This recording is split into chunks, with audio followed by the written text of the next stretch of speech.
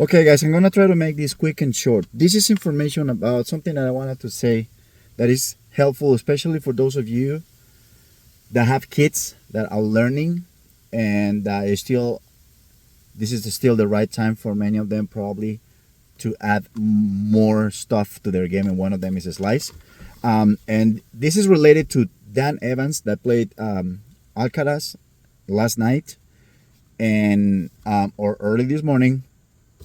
And Dan Evans, for those of you guys that don't know him, he's probably in the top. I would say probably in the top 40 in the world. I really don't know his ranking, but the guy, he's a good, very good British player. Excellent net player.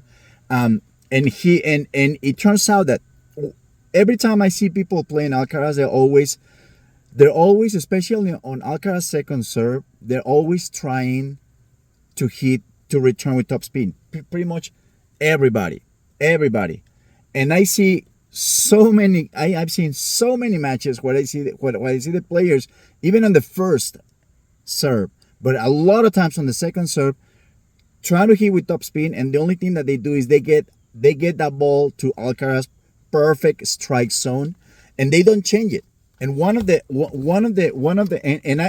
and not only against Alcaraz, I seen it, like along the board on the ATP, a lot of players that they have, it's like they have no freaking idea what it is to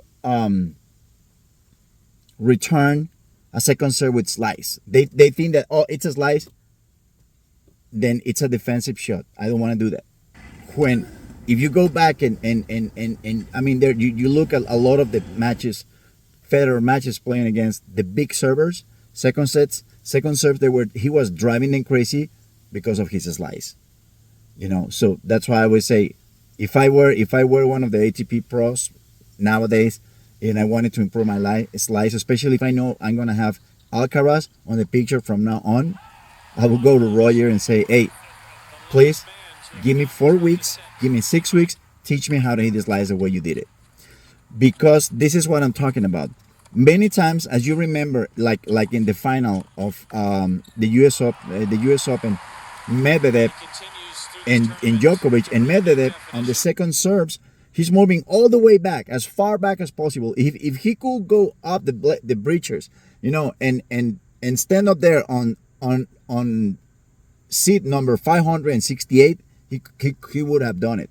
And I see that a lot of players doing it. I see Medvedev doing it a lot, and Tsitsipas doing it a lot. Those are the two that come to my mind right now. That many times they return second serves trying to hit the ball, and what happens is they're so far back that the only thing that happens is that ball doesn't have enough depth and doesn't have enough heaviness of spin to really put the other player in trouble. And what happens is they just end up getting that ball to them in the perfect strike zone, probably on the backhand because they try to go across, or probably on the forehand because they hit the ball so far back that by the time the ball gets to the opponent, many times the opponent gets to run around and hit it and destroy him. So this guy, the Evans, if you get to see, if you can go and watch his match, even the highlights against Alcaraz, you're gonna see a lot of things. You're gonna see Alcaraz. I don't think I ever seen Alcaraz hitting on his back foot so many times, having to change directions, having to kind of figure out. I mean, so many times hitting on his back foot. Why? What does Evans have that he was just driving Alcaraz crazy?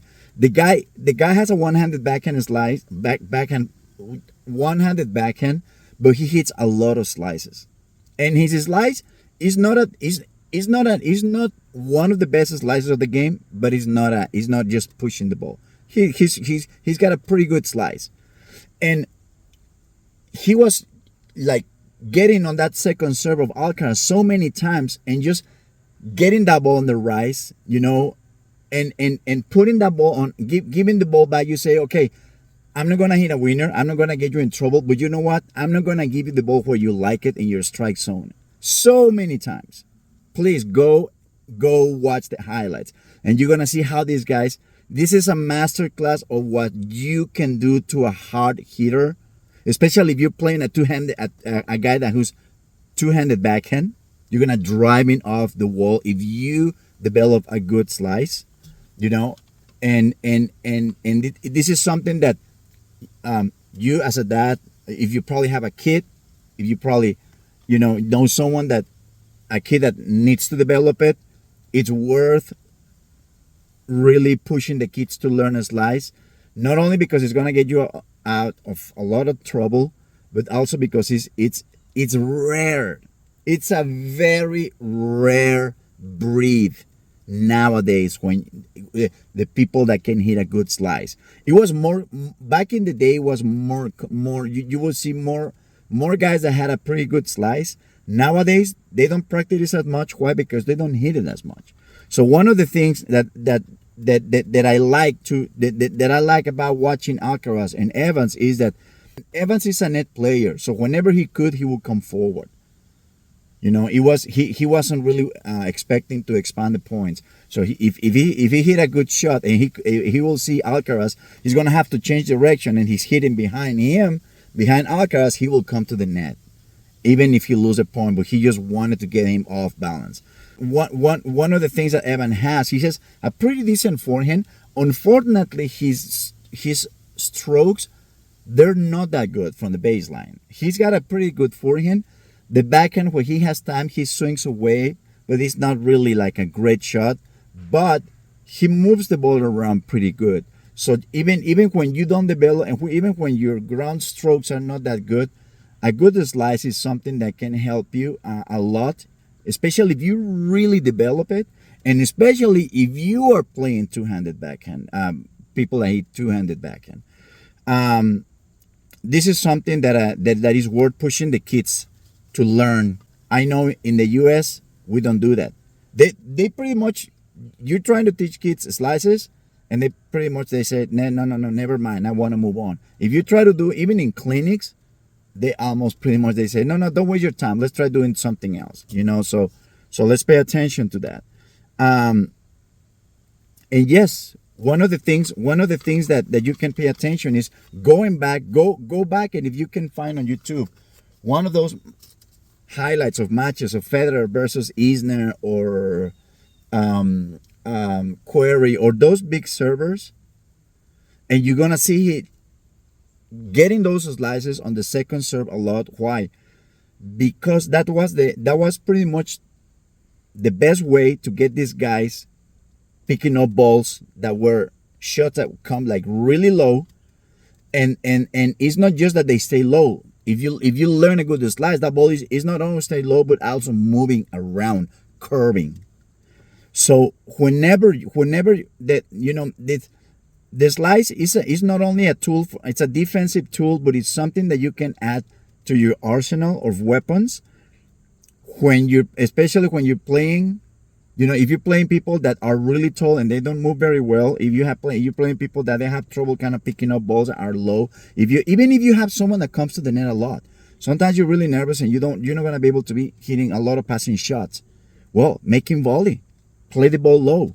You're saying, okay, I know I'm not going to pass you, but I'm going to make you volley low, so you better make a good volley, because you know that I'm going to be ready if you don't.